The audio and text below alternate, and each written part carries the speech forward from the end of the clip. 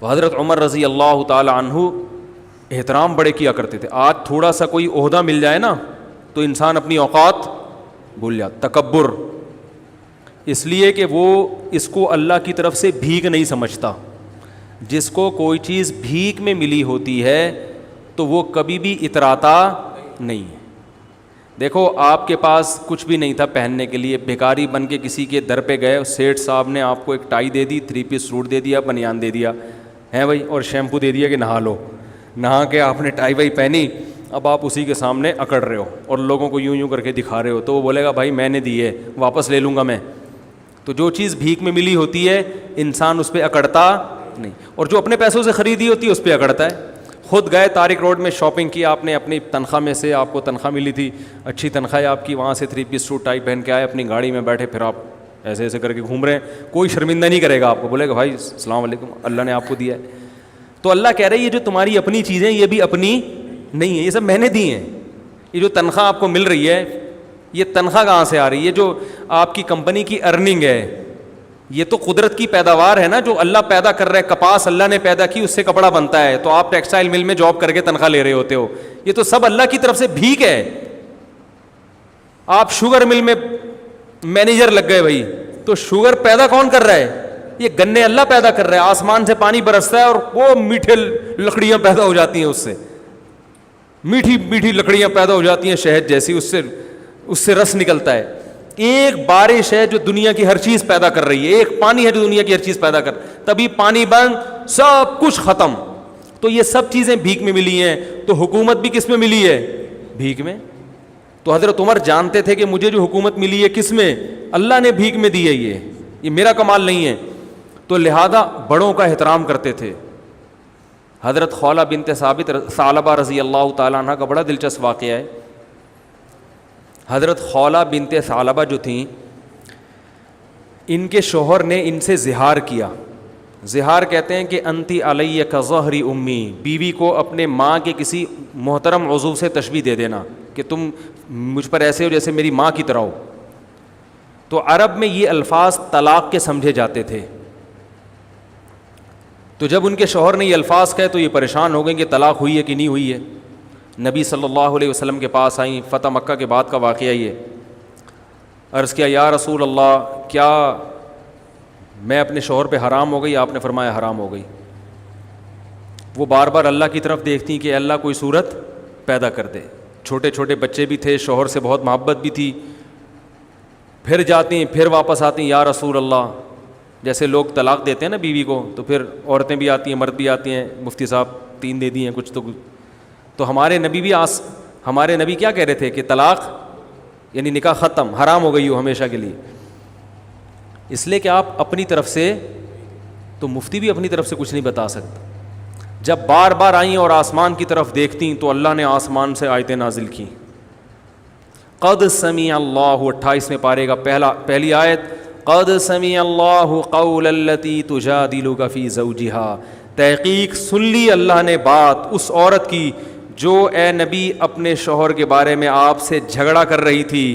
واللہ یسمع تحاورکما, اللہ تمہاری سرگوشیوں کو, باتوں کو سنتا ہے.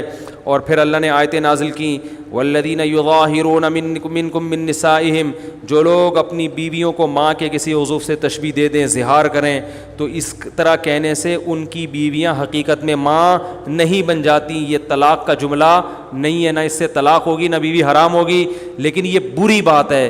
تو بری بات کی سزا یہ ہے کہ جو شوہر ایسا جملہ کہے گا تو وہ بیوی کے قریب نہیں جا سکتا جب تک کہ ایک غلام کو آزاد نہ کر دے. اور جس میں غلام کی طاقت نہیں ہے وہ 60 روزے لگاتار رکھے. جو 60 روزے بھی نہیں رکھ سکتا, کمزور ہے, بیمار ہے, تو وہ 60 مسکینوں کو 2 ٹائم کا کھانا کھلائے, اس کے بعد بیوی کے پاس جا سکتا. تو اللہ نے آیتیں نازل کی. کیا خیال ہے بھائی؟ اب آیتیں نازل ہونے کا آپشن, اس لیے 3 طلاقیں دیں تو وہیں بیٹھ کے بس سمجھ جائے گا کہ بیوی حرام ہو گئی ہے. ٹھیک ہے نا. اب آگے مفتی کو تنگ نہیں کوئی گنجائش, پھر ادھر سے آگے فتوے آج کل مارکیٹ میں اویلیبل ہیں.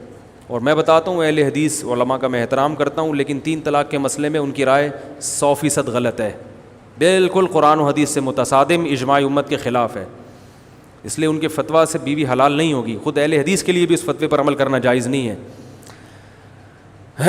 تو رسول اللہ صلی اللہ علیہ وسلم نے ان کو بتایا کہ اللہ نے تمہاری بات سن لی. تو یہ بڑی ایک فضیلت تھی. یہ حضرت عمر کے دور حکومت میں یہ بوڑھی ہو چکی تھیں, خولہ بنت ثعلبہ جو ہے نا, ظاہر ہے وقت گزر گیا تھا, بوڑھی ہو چکی تھیں. ایک دن حضرت عمر جا رہے ہیں تو ان کو پتہ چلا کہ امیر المومنین گزر رہے ہیں. تو یہ بوڑھی ہو گئی تھی. انہوں نے حضرت عمر کو روکا اور ٹھیک ٹھاک سنانا شروع کر دی. تم بادشاہ بنے ہو, تم مسلمانوں کے امیر ہو, تمہیں قوم کا خیال نہیں ہے, تم ایسے کر رہے ہو, تم ایسے, جیسے عادت ہوتی ہے بڑے بزرگوں کی. حضرت عمر سر نیچے کر کے سن رہے ہیں, سنتے جا رہے ہیں, کچھ نہیں کہہ رہے. تو حضرت عمر رضی اللہ تعالیٰ عنہ اتنے بڑے امیر, لوگ کانپتے ہیں ان کے نام سے, اور ایک بوڑھی عورت کھڑے ہو کر ڈانٹ رہی ہے, سمجھا نہیں رہی, ڈانٹ رہی, بولتی جا رہی ہے, چپ ہی نہیں رہی. تو وہ جو حضرت عمر کے خادم تھے نا, انہوں نے کہا کہ قد اکثرتی یا خولا, بہت زیادہ کر دیا آپ نے نصیحت, امیر المومنین ہے, تھوڑا خیال کرو. ٹھیک ہے 2-3 دفعہ ہو گیا, اب آپ تو بولے ہی جا رہی ہو, بولے ہی جا رہی ہو, بولے ہی جا رہی.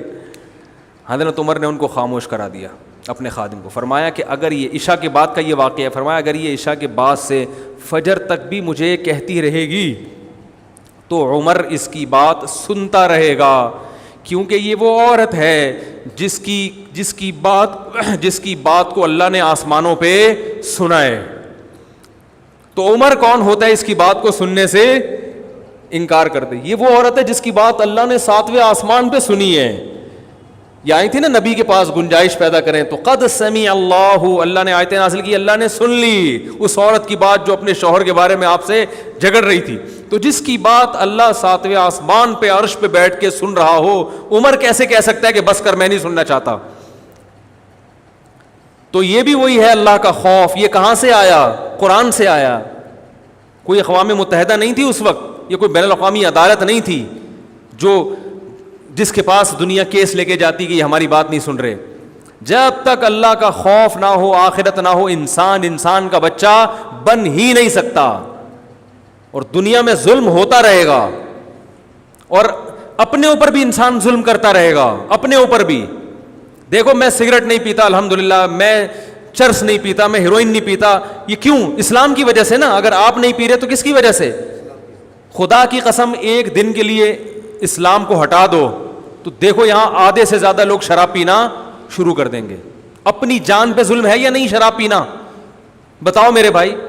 حضرت عمر کو پتہ چل گیا کہ میں اگر سوؤں گا اور کوئی بھوکا سو گیا تو میری خیر نہیں ہے, میری خیر, مجھے دنیا میں کوئی نہیں پوچھتا, آخرت میں پوچھا جاؤں گا.